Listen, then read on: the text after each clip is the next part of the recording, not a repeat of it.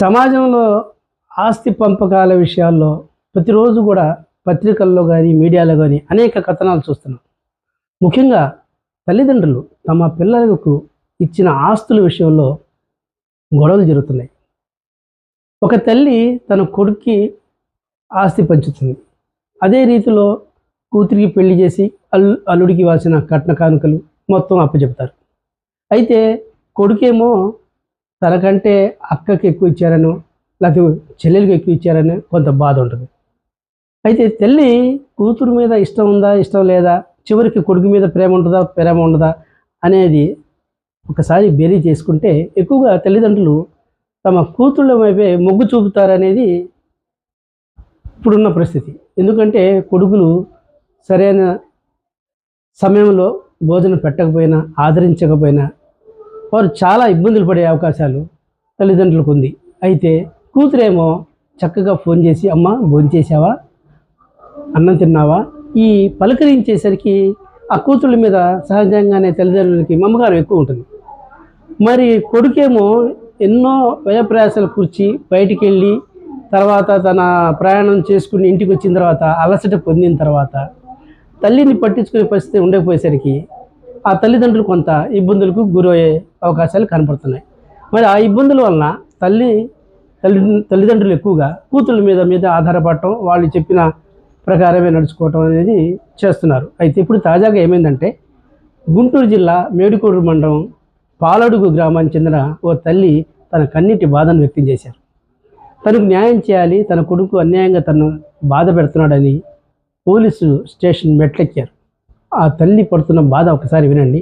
అయితే ఈ బాధ విన్న తర్వాత ఆ స్టోరీలో ఉన్న అంశాన్ని గమనించి మీరు ఎవరికి కామెంట్ చేస్తారు? తల్లిదండ్రులకు తన పిల్లలకి ఇచ్చిన ఆస్తి పంపకాల్లో న్యాయం జరిగిందా లేదా, లేకపోతే తల్లిదండ్రులు కేవలం కూతుళ్ళ మీద ప్రేమ ఉందా లేకపోతే కొడుకు మీద ప్రేమ ఉందా అనే విషయం మీద మీరు కామెంట్ చేయాలనేది చెప్తున్నాం. ఒకసారి ఆ స్టోరీ విందాం.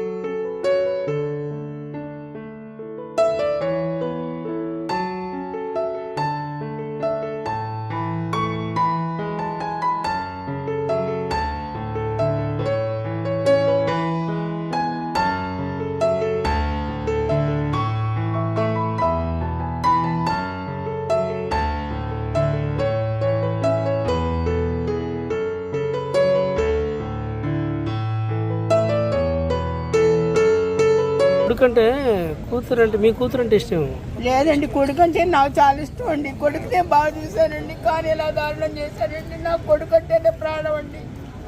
వాడు ఆడపిల్ల విషయంలో 2 కేసులు ఉన్నా కానీ నా కూతురు నేను ఏడిపించామండి వాడిని. నేనే మెట్ల పోలీస్ స్టేషన్లో కూడా వాడి మీద ఎఫ్ఐఆర్ కాపీ ఉందండి. అమరావతిలో ఒక కేసు ఉందండి వాడి మీద ఆడపిల్లల విషయాల్లో. అలాంటి దుర్మార్గుడు అండి నా కొడుకు. అయినా నేను నా కొడుకు మీద నా కొడుకు సమర్థించుకున్నాను. నా కూతురే సొంత డబ్బులు పెట్టి వాడిని ఇడిపించుకొచ్చింది 2 సార్లు కూడా. చేస్తానండి. ఆస్తి అంతా లాక్కొని ఇంట్లో నుండి కొట్టి బయటకు నెట్టేశాడు. నా భర్త యాక్సిడెంట్ చనిపోతే దాని ద్వారా వచ్చిన 13 లక్షల డబ్బులు కూడా నాకు తెలియకుండా తీసుకొని నన్ను ఇంట్లో నుండి కొట్టి వెళ్ళగొట్టాడండి 4 years బ్యాక్.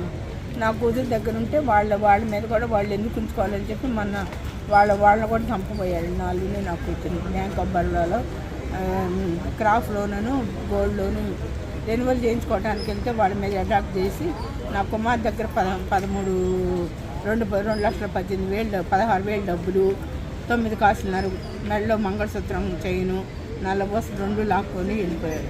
ఎవరు? నా కుమారుడు అండి, పతకమూరి క్రాంతి కుమార్. ఇంటి పేరుంది? పతకమూరి క్రాంతి కుమార్ అండి. మీ పేరు? పతకమూరి లక్ష్మీరాజు. ఏ ఊరు? పాలడు గ్రామం, మేడికొండూరు మండలం, గుంటూరు జిల్లా. పాలడుగు. ఓకే. అక్కడ లోకల్ పోలీసులు చెప్పారు. 4 సంవత్సరాలు బట్టి తిరుగుతున్నానండి. 4 సంవత్సరాలు బట్టి తిరుగుతున్నాం కానీ పోలీసుల వారికి ఏం చెబుతున్నాడేమో ఎలాంటి రెస్పాన్స్ లేదండి. నాకు న్యాయం అనేది లేదండి. 4 ఏళ్ళ నుంచి తిరుగుతూనే ఉన్నారా? ఇది 3వసారి అండి ఎస్పీ ఆఫీస్కి కూడా.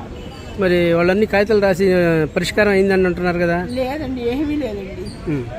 పరిష్కారం అయింది, కాగితాలు ఏం చూపించట్లేదు. ఏమీ లేదండి అసలు. మరి పోలీసుల మీద ప్రజా దర్బారికి కూడా వెళ్ళాను, లోకేష్ దగ్గరికి కూడా వెళ్ళాక నాది కూడా మేడ్కుండని మండలానికి వచ్చిన అప్పుడు కానీ కేసు ఫైల్ చేసి కోర్టుకు పంపించారండి.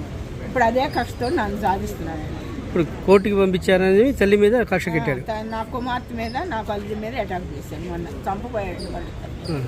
అది కూడా కేసు కట్టారు? మరి కట్టామండి, దానికి ఏది లేదు. ఆ బ్యాంకులో అంత ఘోరం జరిగినా కానీ కనీసం ఆ బ్యాంక్ సీసీ ఫుటేజ్ కూడా వాళ్ళు తీసుకోలేదు. ఎందుకు ఇంత కొడుకు మీద ఇంత కక్ష అయింది మీకు? మాకేం లేదండి, కానీ మమ్మల్ని సాధిస్తున్నాడు. మాకేం ఖర్చు అండి, కన్న బిడ్డల మీద ఎవరికైనా ఖర్చు ఉంటుందండి. వాడు చేసే దుర్మార్గాలు అలాంటివి ఉన్నాయండి. అత్తగారి మాటలను, భార్య మాటలని అలా చేస్తున్నాడు. తల్లి మాట వినాలి ఇప్పుడు మళ్ళీ. నాకెందుకండి, నా మాట ఏమో నేనేందుకు చెబుతానండి, నాకేం పని అండి. వాళ్ళు బాగుంటే కదండి నాకు కావాల్సింది. మరి కానీ నన్ను ఇంత దుర్మార్గం చేశాడని నా బాధ. మరి కొడుకు ఎంత దూరం ఎందుకు మీ మీద ఇట్లా చేస్తున్నాడు? భార్య మాటలు, అత్తగారి మాటలేనండి. అమ్మాయికి ఎవరు అసలు పనికిరాదండి, ఎవ్వరు అడ్డం ఉండకూడదు. అమ్మాయికి అత్త పనికిరాదు, అత్త ఆస్తి అయితే కావాలి, ఆడబడుచు పనికిరాదు. మీ పేరేమన్నారు? బతకమూడి లక్ష్మీరాజు అండి, మేడ్కొండూరు మండలం గుంటూరు.